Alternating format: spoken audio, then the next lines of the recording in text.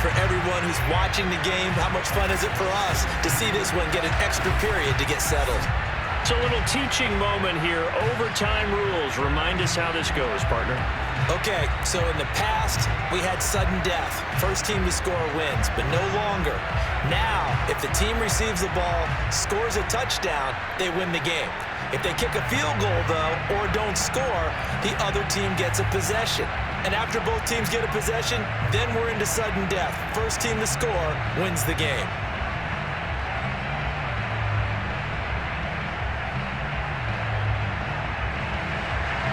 So a tie ball game here as the kick's away. And we will not see a return to start overtime. It'll come out to the 25-yard line. Out comes the New England offense to see what they can do this time. They control their own destiny here. They have the football in overtime. Obviously, a touchdown would win it. And I think teams around the league are still adjusting to the idea of going downfield, scoring a touchdown wins the game, because they were used to just going downfield and trying to get in field goal range to win a game. Still having to make that transition. Let's face it now, the ones who are doing it best know they need to go down, attack, put the ball in the end zone, and not leave it up to a field goal and give the other team a chance. Yeah, as we said, they control their own destiny now. On first down, Brady goes right side, complete to Gronk. And all the way down to the 35. A huge play there in overtime. And how about that? So many times the big play is what does it in overtime. They got one there, move the ball past midfield, and now you know they're on the move, looking to score the game-winning touchdown, because a field goal won't finish the game. So that changes things a bit. Here's a 1st and 10 all the way down at the 35. Hands it off out of the gun. And he's able to get it down to the 25-yard line. 67 yards rushing for him now as he was just trying to will his guys to an overtime victory. And I know you, with every carry, especially in overtime, you're just saying, if you're that ball carrier, hold on to the football. Hold on to it, protect it, but not necessarily settling, because you're trying to get to the end zone. You're trying to end the game right here. And I know the defensive guys poking, clawing, raking, trying to knock the ball free and protect their end zone. Yeah, like you alluded to, especially this part of the field. That'll be a loss of a yard, and it leads to a 3rd down. Sometimes in the run game, you can make the argument that quickness beats size. And how about the example right here?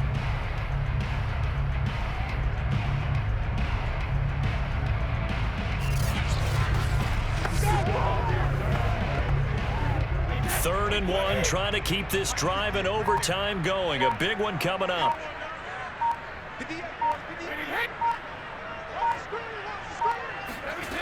Throwing now is Brady. Firing quickly here, and that's complete. And he will have a Patriots 1st down as they're able to get the 3rd down conversion. He's padding his already great numbers here in overtime. More importantly, though, moving his guys downfield. And I think that's exactly what's going through his head right now. Moving them downfield, putting them in a position to win the game. The stats, that's for the fantasy guys. I know they're enjoying that show. Line of scrimmage, the 15. It's 1st and 10. And to give this time to the tailback. He takes us down to about the 12 for a gain of 3. Just not a whole lot of room to operate there on that carry. No, not at all. They did a really nice job staying in their proper places and not allowing any lanes to open up.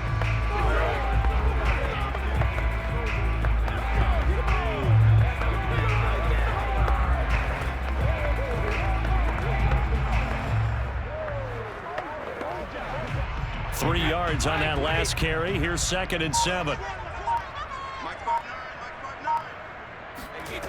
Here's Brady to throw. Throwing the out route, incomplete. That's Hernandez. And he takes it inside the 10 to the 8 before he's out of bounds. 4 yards on the completion, and it sets up a 3rd down. If you run an out route, it's likely you end up near the sideline. And what did we just see there? You got it. The benefits of practice. Toe tapping, foot dragging, picking it up, and making sure it was a catch. Hey, 81 right there. He's sneaky. Check that. Brady going to try and throw on 3rd down. And he's going to go down. Sacked back at the 13-yard line. The safety blitz staged to perfection that time as they sack him for a loss of 6. Well, this has been a pretty sizable drive. They've had some success. Finally, the defensive coordinator found some success of his own. I think he just simply said enough of that. Okay, they've moved the ball well. We need to force the issue from our end, and that's exactly what he did. So the field goal unit is on the field as this is a big spot right here.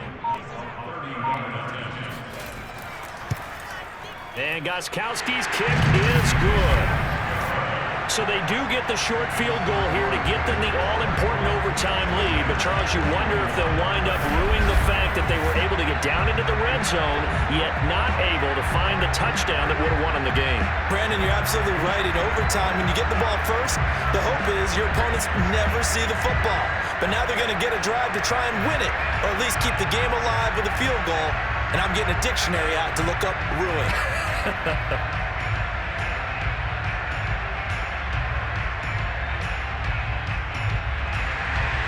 So it's the Steelers who will have the first chance to go down and score here in overtime as we are back underway. This one fielded at the 5. And he won't get this to the 20-yard line as he's down at the 19. Pittsburgh set to take over again on offense. The field goal would push it to sudden death. We just saw the field goal on the other end, but I don't think they are thinking field goal. At least not to start this drive. They're not thinking field goal. Not at all, because your point is well taken. Yeah, kick the field goal, you push it to sudden death, but you're also kicking off and giving the other team the ball with a chance to kick a field goal and beat you. Get the touchdown, finish the game off. That has to be the mindset. Big Ben and the Steelers with a 1st and 10 at their own 19-yard line. First throw in overtime now for Roethlisberger. And it's incomplete. Boy, he doesn't drop many like that one. 2nd down. We know it's not an easy job to go out and catch passes when people are trying to tackle you and knock the ball away. But the bottom line is, that's a pass he's got to have and a pass he should have caught. After the incomplete pass, here now is 2nd and 10. To throw here, Roethlisberger. Finding a safety valve here. That's complete. And he gets it here to right around the 24 before he's out of bounds. 5 yards. Now it's 3rd and 5. Was that a receiver? Yeah, actually it was. It was a running back who was a receiver on the play. Ike's been spending time in the receiver drills getting his feet down. Well, those guys out of the backfield, they got to be good, agile with their feet. He showed the agility there with a toe tap. No doubt about it. It's like he'd run to ballet school. Got the toes down and stayed in bounds. Now the throw on 3rd down, knocked away and incomplete. They went with the dime look that time on defense, just flooded the field with defensive backs, blanketed everyone, took away all the passing angles. Thus, the incompletion. A big call here in overtime. They're going for it on 4th down. They'll try and throw for it with Roethlisberger. Open man, Smith-Schuster, it's complete. And he takes this up to the 40-yard line before being corralled. And that is the play of the game right now. Had to have the conversion to keep this one going at OT, and they got it. They don't get it. As you noted, it's over. Down 3, they had to have it, picked it up. Now they get ready to go again with a new set of downs.